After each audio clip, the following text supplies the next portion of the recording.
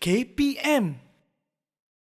Hari ini kita akan sekali lagi mempelajari satu lagi topik yang sangat menarik dalam bahasa Melayu tingkatan 4 yang kita berikan namanya Kerjaya di Awan Biru. Menarik. Untuk topik ini kan Hakim, tadi Ya, kita cikgu. pun dah berada dalam kokpit bersama-sama kapten dan pembantu kapten. Jadi untuk hari ini kita sama-sama telusuri untuk standard pembelajaran 1.2.1 iaitu murid-murid akan mendengar dan memberikan respons dengan mengutamakan aspek kejelasan nada dan kefasihan dengan betul. Manakala untuk objektif pembelajaran pada hari ini ialah ada dua objektif. Yang pertama, murid memberikan respons daripada bahan audio yang didengar, dan seterusnya murid memberikan pendapat tentang kerjaya dalam bidang penerbangan. Begitulah dua objektif yang akan sama-sama anak-anak dalam Google Meet pelajari, dan begitu juga anak-anak yang berada di rumah. Begitulah dia Hakim. Ya. Okey cikgu, itu dua objektif yang jikalau kita fokus akan kita dapat dalam kelas hari ini. Okey cikgu, Baiklah. seterusnya apakah maksud respon? Ya, macam tadi cikgu ada sebutkan ya Hakim, murid-murid akan memberikan respons. Ya. Tetapi mungkin ada yang tertanya-tanya apa yang dimaksudkan dengan respons dan bagaimana untuk murid-murid memberikan respons ya. Walaupun perkataan ini agak biasa didengar, namun hari ini cikgu mengajak anak-anak yang berada dalam Google Meet dan juga yang sedang menonton, kita sama-sama rujuk kamus, lihat apa yang dimaksudkan dengan perkataan respons. Menurut Kamus Pelajar edisi kedua, respons bermaksud sesuatu perbuatan atau kata-kata yang dilakukan sebagai tindak balas terhadap sesuatu perbuatan. Ya.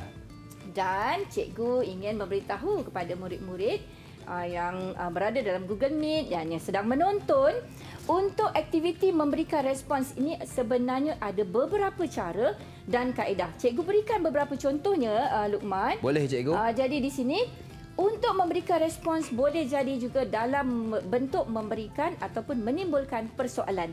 Kita bertanya semula. Kalau cikgu beri satu-satu topik ataupun isu, murid akan bertanya. Betul. Menimbulkan persoalan. Kemudian, respons juga dalam bentuk menyatakan pendapat peribadi. Bersetuju, tidak bersetuju, suka ataupun sebaliknya. Dan boleh juga berikan komen. Komen ataupun ulasan. Dan respons juga dapat diberikan dalam bentuk memberikan tepukan. Contoh, murid-murid kita dapat menjawab dengan baik. Betul. Cikgu hadiahkan dia dengan tepukan yang paling gemuruh. Tepuk sikit. Cuba anak-anak dalam Google Meet beri tepukan yang paling gemuruh. Itu salah satu bentuk respons. Okey. Dan satu lagi yang cikgu nak kongsikan bersama anak-anak, boleh juga kalau kita tidak memberikan dalam bentuk lisan ataupun perbuatan, boleh kita kenal respons itu dalam bentuk ekspresi muka. Khususnya kalau kita lihat hari ini kita bersama-sama dengan guru untuk dari segi respons secara visual, kita nampak ekspresi muka. Suka dan sebaliknya. Begitulah dia. Jadi cikgu harap murid-murid telah tahu inilah antara bentuk respons yang boleh dipraktikkan di dalam aktiviti pembelajaran nanti. Dan untuk aktiviti kita pada hari ini, cikgu mudahkan murid untuk melaksanakan aktiviti respons dengan satu teknik yang cikgu namakannya teknik 2W tambah chopper. Apa 2W tambah chopper tu? Senang saja, sebab inilah yang biasa kita praktikkan dalam kelas ya Luqman. Ya, cikgu. Iaitu W yang pertama ialah what.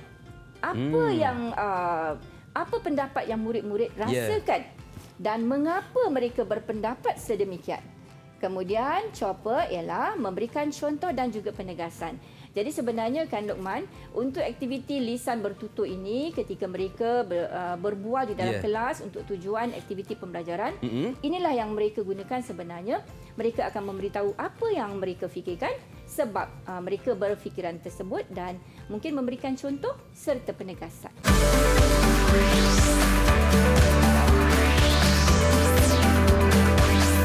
Didik TV KPM.